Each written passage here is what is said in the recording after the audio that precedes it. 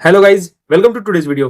तो इस last week ना मेरी टीम से बहुत सारे लेऑफ्स हुए हैं और वो लेऑफ्स ना थोड़े डिफरेंट थे क्योंकि उस लेऑफ के बाद ना कुछ लोग लिटरली पार्टी करने चले गए जिनका लेऑफ हुआ था और कुछ लोग बहुत दुखी हो गए। ठीक है, तो जो दुखी होते हैं वो तो सबको पता है कि लेऑफ के बाद सबको दुख होता है, लेकिन जो पार्टी करने चले गए लोग वो क्यों पार्टी करने गए और लेऑफ का दूसरा एंगल मैं इस वीडियो में बताऊंगा आपको कि लेऑफ कई बार बहुत अच्छे भी होते हैं किसी किसी के लिए। ठीक है, तो इस वीडियो में आपको बहुत सारी चीज नई सुनने को मिलेगी लेऑफ के बारे में। ठीक है, और मैं कुछ और चीजें बताऊंगा लेऑफ से रिलेटेड। ठीक है, तो वीडियो बहुत ही ज्यादा इंटरेस्टिंग होने वाली है, आप पूरी वीडियो देखना। ठीक है, तो इस वीडियो स्टार्ट करने से पहले एक छोटा सा मैं एक अपने कोर्स के बारे में बताऊंगा कि मेरा जो मशीन लर्निंग का कोर्स है ना वो कंप्लीट हो चुका है ऑलमोस्ट।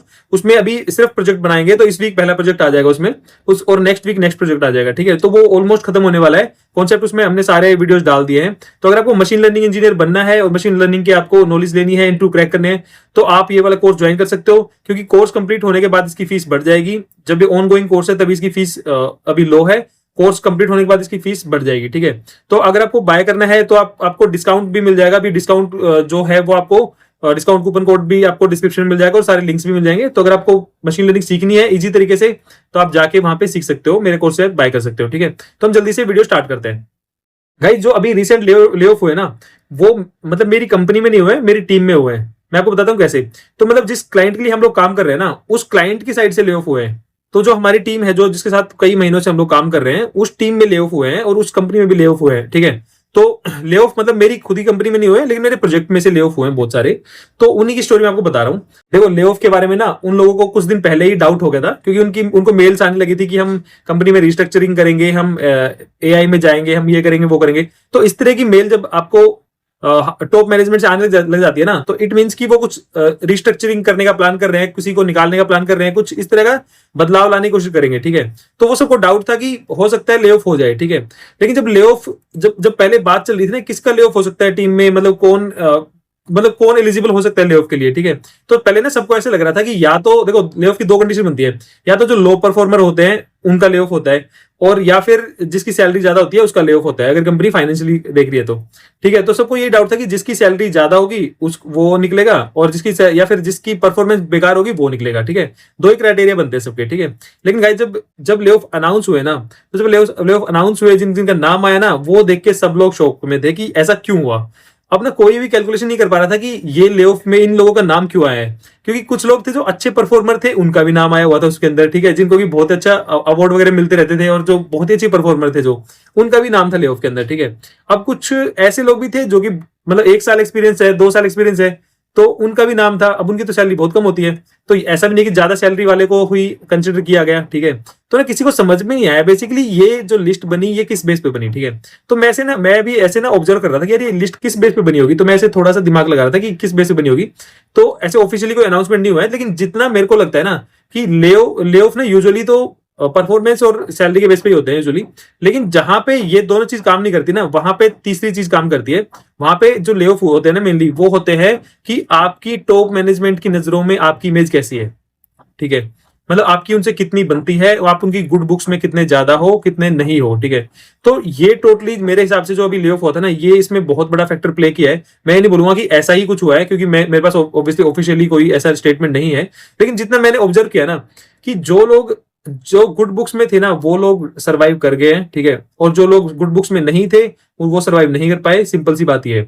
अब वो चाहे लो परफॉर्मर हो वो भी बच गए, या फिर कोई हाई परफॉर्मर हो उसको निकाल दिया गया, या फिर किसी की सैलरी कम थी वो भी निकाल दिया गया, किसी की सैलरी ज्यादा थी वो भी बच गया। ठीक है, तो it totally depends how you manage your relationship with your top management. और या फिर अगर रिलेशनशिप भी नहीं तो आपकी उनसे बॉन्डिंग कैसी है, वो आपके बारे में क्या सोचते हैं, क्या परसेप्शन रखते हैं, वो भी बहुत मैटर करता है।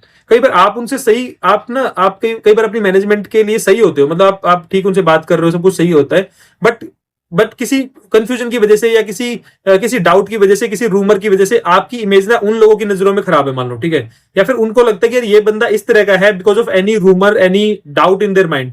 तो उसकी वजह से भी ना कई बार क्या होता है कि उनको लगता है कि ये जब इस तरह की चीज आती है ना, ले ऑफ करने की बारी आती है या फिर फेवरेटिज्म करने की बारी आती है ना, तो उन लोगों को फेवरेटिज्म नहीं दिया जाता है, उनको ले ऑफ में डाल दिया जाता है, चाहे आपकी सैलरी ज्यादा है कम है, चाहे एक्सपीरियंस ज्यादा हो या आप कम हो। ठीक है, ये टोटली डिपेंड करता है कि आपकी बॉन्डिंग कैसी है टीम में, क्योंकि देखो जब टॉप मैनेजमेंट क्या करता है वो हमेशा हिरार्की में देखता है कि रिकमेंडेशन देखता है कि किसको रिकमेंड किया गया इस टीम से। फॉर एग्जाम्पल, अगर मान लो मैं किसी टीम को लीड कर रहा हूं, ठीक है, या फिर मैं किसी टीम का इंजीनियरिंग मैनेजर हूं, या मैं कोई ऐसी पोजीशन पे हूं जहां पे मैं पूरी टीम को देख रहा हूं, पूरे प्रोजेक्ट को देख रहा हूं, ठीक है। तो जब कभी इस तरह के डिसीजन लेने की बारी आएगी ना, क्योंकि मैं ही उस टीम को देख रहा हूं, मान लो फॉर एग्जांपल, मतलब मैं अपनी नहीं बोल रहा, मैं उस पर्सन की बात कर रहा हूं जो टीम को पूरा लीड कर रहा होता है, फिर पूरा ओवरऑल प्रोजेक्ट को देख रहा संभाल रहा होता है। तो उस बंदे से ही पूछा जाता है कि भाई इस टीम में कौन ऐसे क्रिटिकल लोग हैं, कौन ऐसा क्रिटिकल रिसोर्स है जिसको रख के रहना चाहिए, और किसको निकालने से हमें कोई फर्क नहीं पड़ेगा, ठीक है। तो जो वो जो बंदा डिसीजन लेता है ना, वो क्या करता है, कई बार वो डिसीजन इस बेस पे भी लेता है कि कौन बंदा अच्छा काम कर रहा है, ठीक है। It totally depends on him only. तो कई बार वो इस बेस पे डिसाइड करता है कि कौन सा बंदा काम कर रहा है, कि इसके बिना हमारा प्रोजेक्ट नहीं चल पाएगा, क्रिटिकल। और कुछ वो डिसीजन लेता है फेवरेटिज्म की वजह से, क्योंकि देखो हम सब ह्यूमंस हैं, हमें सबको अपनी एक जो फेवरेट लोग हैं वो अपने आसपास चाहिए होते हैं, सिंपल सी बात है। तो वो फैक्टर भी प्ले आउट करता है कई बार, और उसकी वजह से क्या होता है, कई बार अच्छे परफॉर्मर होते हैं उनको भी जाना पड़ता है, क्योंकि वो उनकी गुड बुक्स में नहीं होते। अब किसी का तो नाम देना है, फॉर एग्जाम्पल अगर मेरे को मान लो किसी प्रोजेक्ट को देख रहा हूँ, संभाल रहा हूँ एंड टू एंड, और मेरे को बोला जाता है कि यार हमें इसमें से ना 20% टीम साइज कम करना है। अब वो 20% में क्या होगा कि मैं कुछ क्या करूंगा, कुछ बैड परफॉर्मर का नाम दूंगा, लेकिन कुछ बैड परफॉर्मर हो सकते हैं कि मेरी गुड बुक्स में भी हो, तो मैं उनका नाम नहीं दूंगा, उनकी जगह पे मैं किसी गुड परफॉर्मर का भी नाम दे दूंगा जो मेरी गुड बुक्स में नहीं, या फिर जो मेरे सर्कल में लाई नहीं करता है। तो इस तरह की चीजें होती हैं, क्योंकि हम देखो प्रैक्टिकल वर्ल्ड है, यहाँ पे सब कुछ होता है इस तरह की चीजें, ठीक है। फेवरेटिज्म डेफिनेटली प्ले करता है। तो उसकी वजह से क्या होता है, कई बार उस तरह के लोग भी निकल जाते हैं ले ऑफ में, जो कि अच्छे लोग होते हैं, जिन्होंने काम बहुत अच्छा किया होता है, वो भी निकल जाते हैं, ठीक है। तो यहाँ पे मेरे को लग रहा है कई ये फैक्टर भी था एक, ठीक है। मैं नहीं बोलूंगा सिर्फ यही फैक्टर था, लेकिन ये फैक्टर भी था, क्योंकि कुछ लोग बहुत सीनियर लोग थे वो भी निकाले गए, कुछ लोग जिनकी सैलरी बहुत कम थी वो भी निकाले गए, और कुछ लोग थे जिनकी बहुत अच्छी परफॉर्मेंस थी वो भी निकाले गए, ठीक है। तो इस तरह का मतलब एक कॉम्बिनेशन है, कोई आइडिया नहीं लगा सकता किस बेस पे निकाले गए, ठीक है। ये तो मेरा एक ऐसा थोड़ा आइडिया है कि ये एक फैक्टर प्ले किया है यहाँ पे, ठीक है। अब बात करते हैं कि कुछ लोग ले ऑफ होने के बाद खुश क्यों थे, ठीक है। देखो दुखी होने वाली चीज तो सबको पता है, ले ऑफ में क्या होता है, सबकी किसी की जॉब जाती है तो ऑब्वियसली वो बंदा टेंशन में आएगा, दुखी होगा, वो सब नॉर्मल है। लेकिन इस ले ऑफ के बाद कुछ लोग बहुत ज्यादा खुश थे, मतलब वो लिटरली पार्टी करने चले गए। अब मैं बताता हूँ क्यों गए। देखो इस कंपनी में जो मेरे क्लाइंट है, इसकी कंपनी में जो नोटिस पीरियड है ना, वो 3 मंथ्स का है, ठीक है। 3 मंथ्स का नोटिस पीरियड है। तो यूजुअली जब आप जॉब मार्केट में जॉब ढूंढने जाते हो ना, और बोलते हो मेरे को 3 मंथ्स के बेस पे आप जॉब स्विच करने की कोशिश करते हो, तो जल्दी से कोई आपको इंटरव्यू कॉल्स भी नहीं आएगी, क्योंकि 3 मंथ्स एक बहुत बड़ा टाइम पीरियड होता है। अब यहाँ पे इस कंपनी ने जब ले ऑफ किया ना, तो उन्होंने अलाउंस दिया है उनको, ठीक है, ले ऑफ करने के नाम पे। तो उन्होंने क्या उनको कंपनसेट किया है, उन्होंने क्या किया है, जो 3 मंथ्स की जो सैलरी है ना, 3 मंथ्स की नोटिस पीरियड है, 3 मंथ्स की सैलरी तो सबको मिलेगी बाय डिफॉल्ट, ठीक है। उसके अलावा जिसने जितने साल काम किया है ना इस कंपनी में, उतनी महीने की सैलरी और मिलेगी, ठीक है। तो फॉर एग्जांपल अगर किसी ने 2 साल काम किया इस कंपनी में, तो उसको 3 मंथ्स की सैलरी तो मिलेगी, और उसको 2 मंथ्स की और सैलरी मिलेगी, तो उसको टोटल 5 मंथ्स की सैलरी मिलेगी एडवांस में, ठीक है। और उसको टाटा बाय बाय कर देंगे।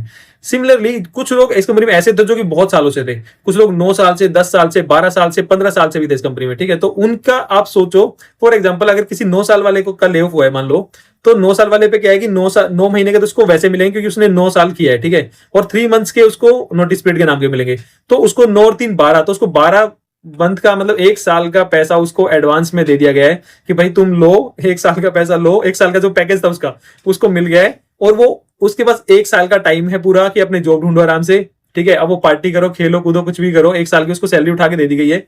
और उसके बाद उसको इमीडिएट ज्वाइनर का टैग भी मिल गया उसके पास, तो उसको कोई नोटिस पीरियड भी सर्व नहीं करना। तो अब जो जिनका 9 साल 10 साल हो गया ना, उनका पैकेज भी बहुत अच्छा है, तो उनको इकट्ठे उनको बड़ा अमाउंट उनको मिल गया है, मतलब किसी को 30 लाख मिल गया, 40 लाख मिल गया, ठीक है। तो जो उतना अमाउंट अगर आपके बैंक में आ गया एकदम से, ठीक है, अब आपको 1 साल तक आपका खर्चे की टेंशन है ही नहीं आपको। अब आपके पास इमीडिएट ज्वाइनर का भी है कि आप इंटरव्यू क्रैक करो और नेक्स्ट डे से आप ज्वाइन कर सकते हो। तो जो इमीडिएट ज्वाइनर है ना गाइज, वो सबसे पावरफुल चीज है आज के टाइम में, क्योंकि इमीडिएट ज्वाइनर के नाम पे आपको बहुत ज्यादा सीवी आपके शॉर्टलिस्ट होंगे। बहुत सारी कंपनी ऐसी होती है जो सीधा लिख देती है कि हमें इमीडिएट ज्वाइनर ही चाहिए होते हैं, ठीक है। जेडी के अंदर मेंशन होता है इमीडिएट ज्वाइनर नीड ओनली।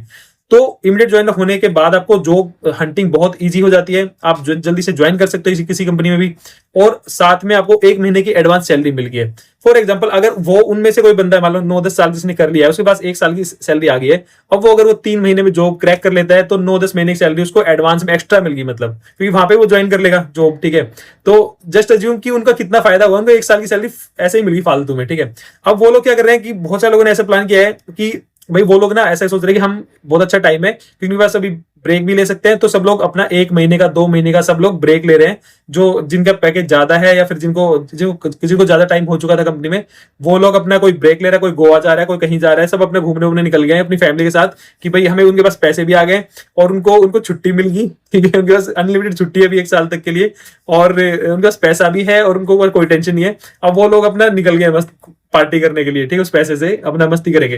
तो इसी वजह से कुछ लोग जो कैलकुलेशन जब वो मैनेजमेंट ने बताई कि इतने महीने के आपको अलाउंस मिलेगा, इतना आपको एडवांस में मिलेगा पैसा, तो कुछ लोग बहुत खुश हो गए और कुछ लोग बहुत दुखी हो गए जिन्होंने रिसेंटली ज्वाइन किया था। मान लो किसी ने 1 साल ही हुआ था ज्वाइन किए हुए, कुछ लोग ऐसे थे जिन्होंने 6 मंथ भी हुए थे, तो उनको तो 1 साल भी पूरा नहीं हुआ था। अब उनको निकाल दिया गया तो फिर वो सडनली उनके लिए झटका है, ठीक है। लेकिन जिन्होंने कई साल तक इस कंपनी में काम किया था उनको डेफिनेटली फायदा हुआ है और उनको एक पॉजिटिव वे में ले रहे थे इस लेऑफ को, क्योंकि उनको अब चेंज करने का टाइम भी आ गया, क्योंकि बहुत टाइम आपने 9 साल 10 साल किसी कंपनी में बिता लिया, तो आप चेंज भी करना चाहोगे ऑब्वियसली, और करना भी चाहिए फिर।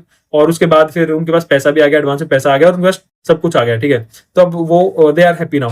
तो इस तरह की सिचुएशन हुई है। तो ले ऑफ कई बार ना पॉजिटिव भी होते हैं, कई बार कुछ ऐसी अलाउंस वगैरह कुछ ऐसे दिए जाते हैं ना कि आपको वो ले ऑफ है ना वो पॉजिटिवली इंपैक्ट करते हैं वो वाले, ठीक है। तो जो ले ऑफ है ये किसी हाथ में नहीं है। कई बार आप बहुत अच्छा परफॉर्म करते हो तब भी अगर कंपनी खराब परफॉर्म कर रही है तब भी आपका ले ऑफ हो सकता है। तो ले ऑफ वाली चीज आपके हाथ में है नहीं है, किसी के भी हाथ में नहीं होती। बस आप अपनी तरफ से बेस्ट कर सकते हो कि अपना काम अच्छा रखो और अपनी जो टीम है, जो अपने टॉप मैनेजमेंट है, उनसे रिलेशनशिप अच्छे रखो। आप 2 ही काम कर सकते हो, अपना काम अच्छा रखो ताकि आप एक बैड परफॉर्मर की रेंज में ना हो, और दूसरी आप अपने मैनेजमेंट से भी अच्छे रिलेशनशिप रखो जिससे कि कुछ ऐसी चीज आए तो आपका नंबर लास्ट में आए, सबसे पहले आपका नंबर ना आए, ठीक है।